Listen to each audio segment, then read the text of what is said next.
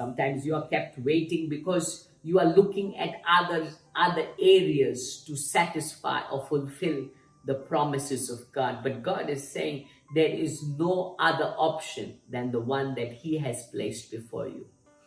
Abraham and Sarah turned to Hagar, thinking through Hagar maybe we could get that nation out. But it became a bigger confusion in the process. You see, God had to teach Sarah and Abraham that there is no backup plan, there is no second option.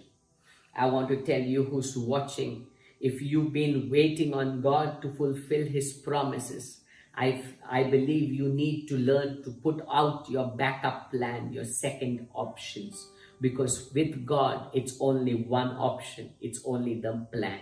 The plan. Thirdly, we need to understand when Sarah and Abraham, you see, when God blessed them with a child, He brought them to a position to realize that they could not do it with their own strength. When we read further in Genesis chapter 17, verse 17, Abraham asks God, shall a child be born to a man who is 100 years old? And Sarah, who is 90 years old? That means, God, we've reached the end. We've reached a place where where we are incapable of having a seed of our own, a child of our own. Well, God brings them to a position of their incapability, where they see their incapability, so that they begin to acknowledge God's ability.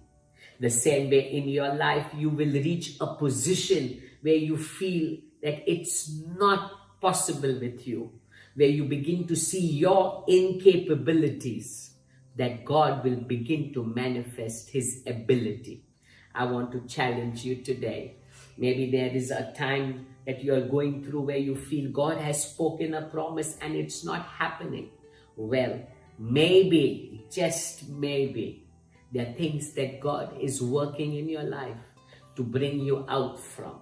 That means He does not want you to trust or lean upon any particular individual, any particular man.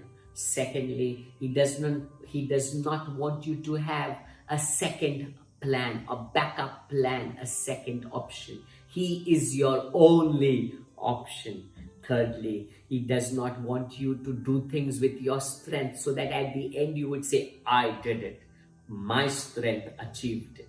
He does not want you to take the glory, because it is His plan, His purpose, and He will fulfill it. I want you to understand, because God has delayed does not mean He has delayed. According to you, the delay is, but God is always on time.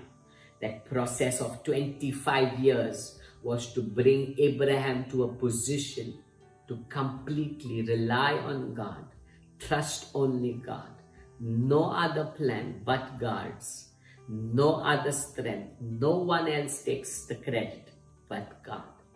That's the place that God brought Abraham to. And we see today that nation that came from Abraham through Isaac, we see the nation of Israel today also so blessed, so fruitful. Why? Because that one man saw God work amazingly in his life.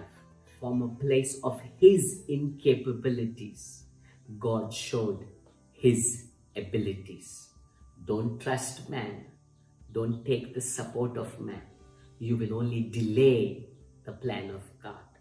Don't trust in your backup plan.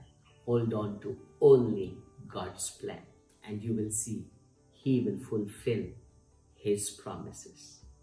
God bless you.